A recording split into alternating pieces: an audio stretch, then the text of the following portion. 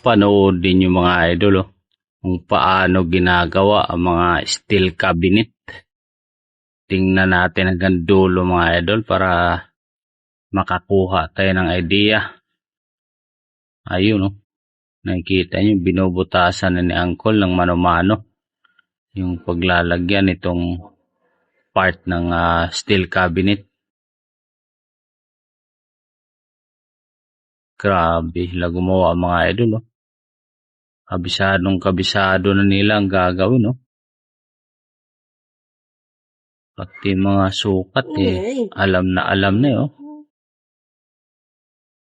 napakagaling buo na mga idol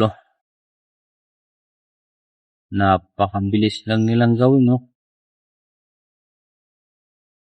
ganito pala ginagawa ito mga idol parang lock in lock lang siya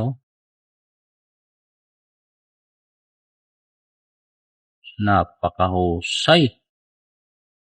grabe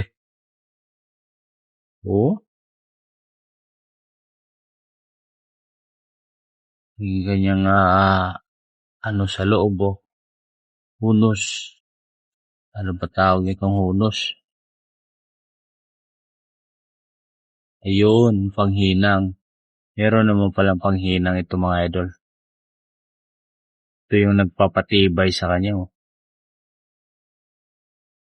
ganda din itong panghinang nila pati pantabas acetylene na talagang pulido nga naman kakatabas apoy nang nagtatabas ito yung takip nilagay na niyang pulo ayun talagang sukat na sukat napakagaling nilang fabricate ng steel cabinet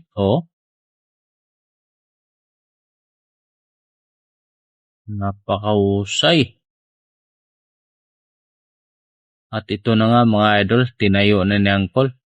tapos na kaya lang steel cabinet na napakaganda